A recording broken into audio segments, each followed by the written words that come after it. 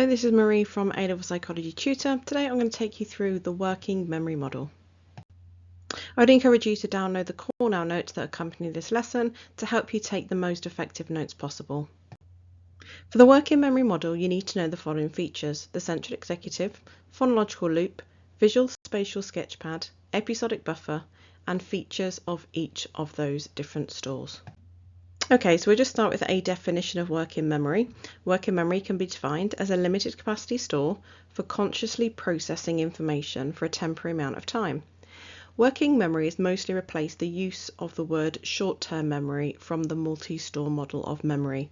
In fact, working memory was developed due to the limitations of this model.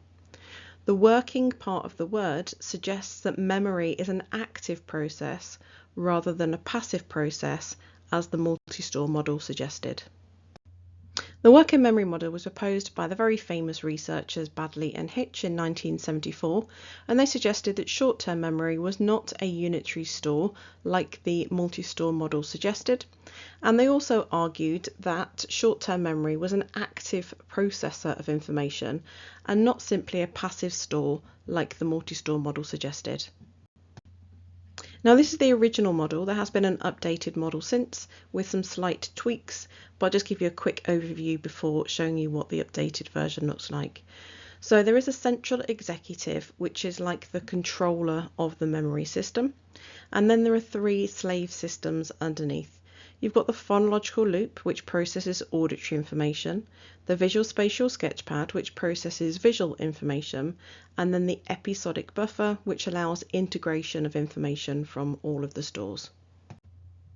As you can see from the updated model, and this has come from further research since the original model was proposed, you can just see there is a bit more detail added on to the different slave systems.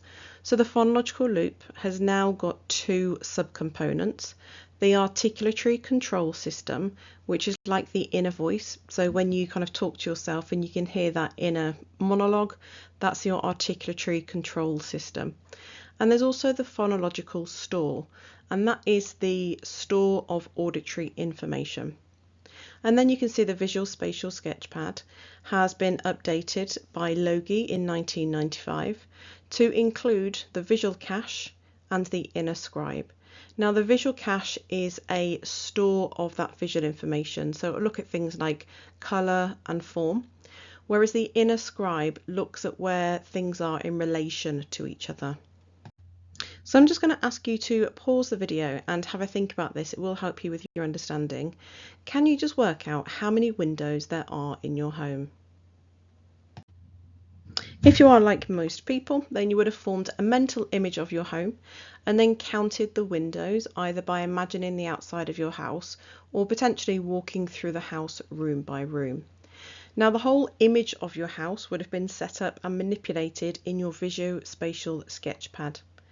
The tally of the windows, so as you walk through the room saying 1, 2, 3, would be held in the phonological loop as you count them subvocally. And the whole operation would have been supervised by your central executive, which would have allocated the tasks and recognised when the final total had been reached. The episodic buffer would have allowed you to integrate the visual and the auditory information together. So I've just got a couple more tasks for you to have a go at if you want to help your understanding. If not, you might want to speed on through the video at this point, or you could pause to have a go at the activities. So firstly, using arrows, I want you to draw your journey from home to college or school. And whilst you're doing that, I want you to recite the nursery rhyme Twinkle Twinkle Little Star. Okay, so if you had a go at that, you probably found that that was fairly easy. But now I want you to use arrows to draw your journey from home to school or college again. But whilst do so, I want you to verbally describe the journey backwards. So again, you might want to pause the video and have a go at this. Now, you'll probably find that this task was much harder, and what I asked you to do was a dual task technique that is often used in lab experiments, and I'll explain shortly why you may have found the first task easy and the second task tricky.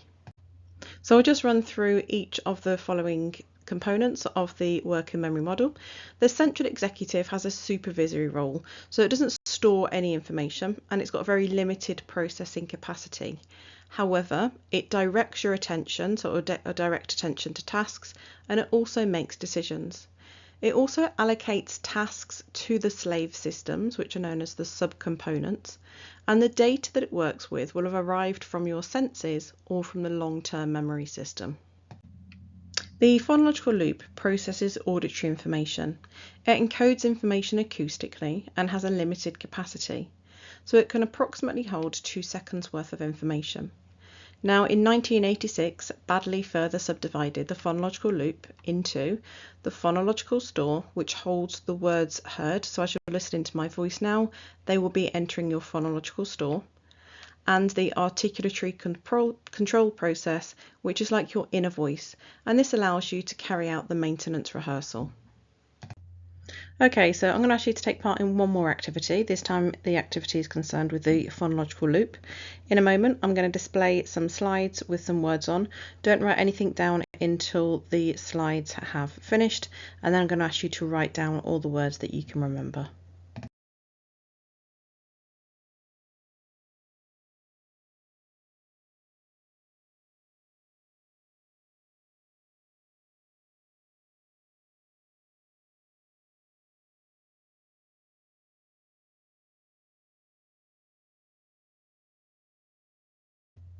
Okay, so you've seen all of the words, so I'll ask you to pause the video and write down all the words that you can remember. So I just want you to look at the words that you could recall and tick off all of the ones that you got correct. And I just want you to sum up. Did you perform better on the pink words or the black words? Perhaps give yourself a total for all of the black words and a total for all of the pink words. If you're like most people, you would have remembered more of the black words, and this is because of the word length effect.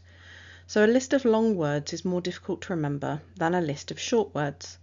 And this happens because the longer words take longer to rehearse in our phonological loop, so they get fewer rehearsals. So this just demonstrates the limited capacity of the phonological loop. The Visual Spatial Sketchpad processes visual and or spatial information. When we're referring to visual, we mean what things look like, and spatial refers to the relationships between things.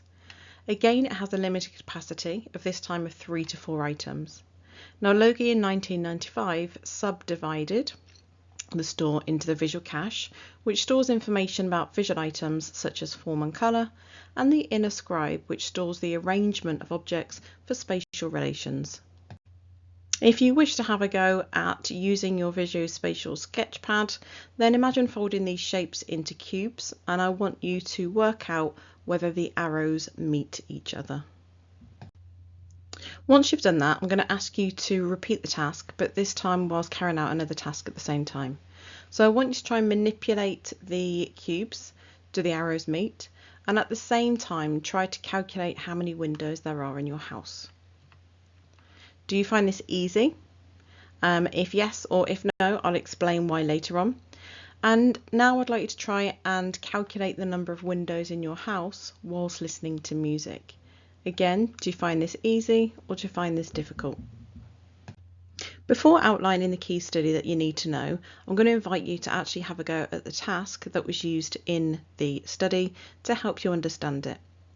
Now, in a moment, I'm going to put some questions on the screen, and I want you to think about which statement is true or false whilst reciting the numbers below. So you're going to have to remember 4829170, and you're going to keep repeating that in your mind whilst having a go at the questions on the following screen. Now, if we just think about Atkinson and Shiffrin's ideas about Miller's magic number, with short-term memory having a capacity of 7 plus or minus 2, how do you think you'd perform on this task? Hopefully you identified you'd find that quite tricky, and the reason is because your short-term memory is going to be full with the 7 digits, so you shouldn't be able to complete another task because it would overload your short-term memory system. So let's see how you get on. So again, you just need to repeat the numbers 4829170 whilst answering the questions on the next slide.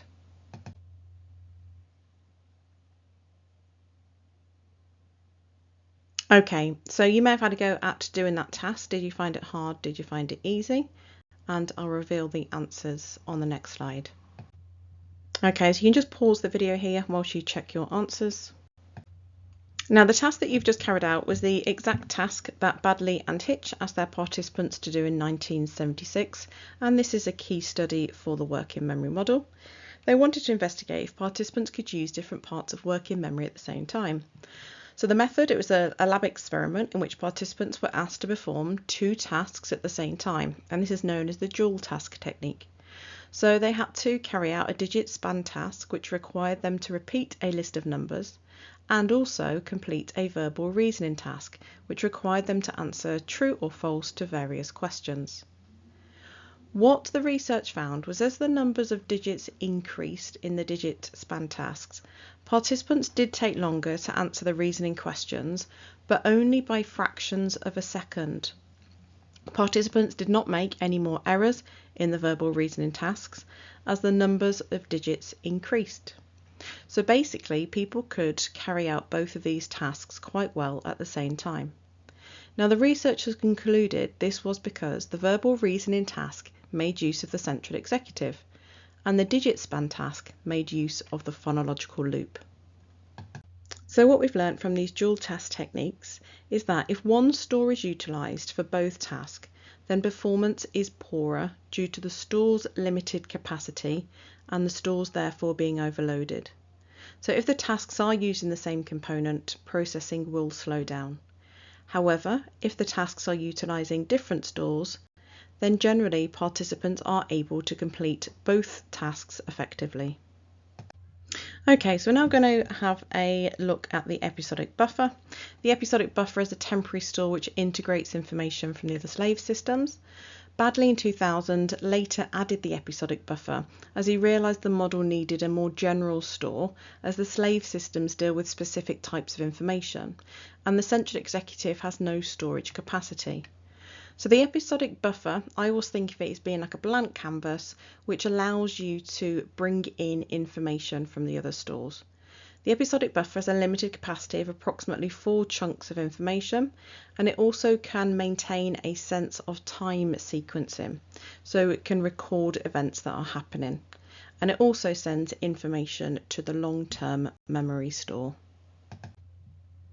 If you have downloaded the topic summaries from the website, I would advise you to pause the video here and just complete the section on the working memory model with all of the AO1 key terms to help you organise the information.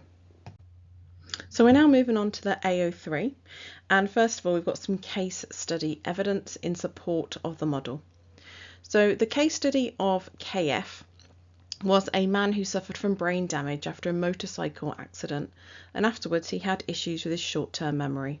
He was unable to recall verbal or acoustic information, but he could still process visual information, including faces.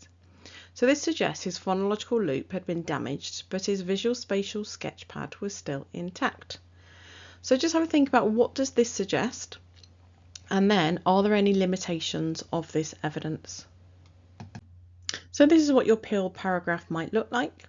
So this supports the idea that there are distinct stores for visual, spatial and acoustic processing within short-term memory, thereby enhancing the validity of the model. However, evidence from case studies such as KF may be unique, as they involve patients with brain damage who have experienced trauma. Moreover, it is unknown how these patients would have performed specific tasks prior to their brain injury. So therefore, caution should be exercised when generalising the findings. For our next evaluation point, we're going to come back to another dual task technique, and I want you to have a quick read through the study and just have a think about what does this suggest, and also are there any limitations of the evidence, because the limitations you can add on to the end of your PIL. So the next evaluation point comes from lab study evidence from Baddeley and Hitch themselves.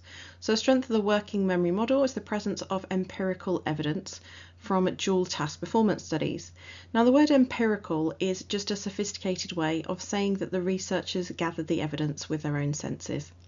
So Baddeley and Hitch demonstrated that participants experienced more difficulty when performing 2 tasks that relied on their phonological loop.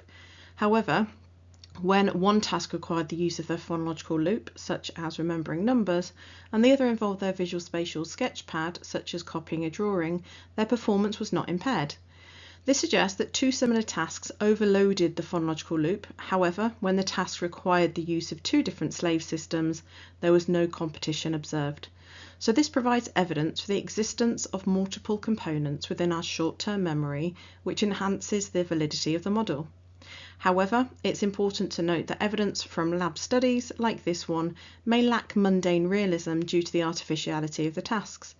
Therefore, caution should be exercised when generalizing the results to real-world scenarios. I would advise, if you want to add depth to your Peel points, then if you put on a however at the bottom and just highlight that there is a flaw to your evidence, it adds an extra layer of discussion. A further limitation of the model is that the central executive is too vague, and Baddeley himself has identified this. So Baddeley has acknowledged that it's the least understood component of the working memory model, indicating the need for further research to provide evidence for its role. So some psychologists have even suggested that the central executive may consist of separate stores, further complicating its conceptualization. The lack of clarity around the central executive raises questions about the validity about this part of the model, as it remains inadequately explained and developed. However, there is brain scan evidence from Braver in 1997 that supports the existence of the central executive. In a task involving the central executive, activity was observed in the prefrontal cortex, with increased activation corresponding to higher task difficulty. Nonetheless, further research is required in this area to deepen our understanding. Our final limitation of the working memory model is its failure to account for musical memory. So whilst the model provides a framework for understanding the various components of working memory, it does not adequately explain how individuals can engage with and process musical information without experiencing impairment in performance on other acoustic tasks. Therefore, it does not provide a comprehensive framework to understand the unique processing and storage mechanisms involved in musical memory, and fails to capture the complexities and nuances of all types of memory. I do always encourage my students to work in a very systematic way. It helps organise your knowledge and then helps with recall. So I would advise you to pause the video here and just add your AO3 points onto your topic summaries. After each subtopic, I'd also advise you to create at least an essay plan, or if not, write a full essay. You can do this just in your own notes or by downloading the essay planning booklet. And the question for this would be: discuss the working memory model, including reference to coding capacity and duration. Once you've done that activity, I'd encourage you to make some revision notes about the working memory model. Keep it to one page, so keep it quite simple. You could create a mind map, some notes, or some flashcards. And finally, here's a list of all the other resources available on the website. They're all designed to help you get the grade that you deserve. If you wish to download the slides from today, then they are available on the website. You may want to have a go at the revision activity booklet to see how much you recall, or if you're unsure on how to write those essays, there is a complete set of topic essays for memory.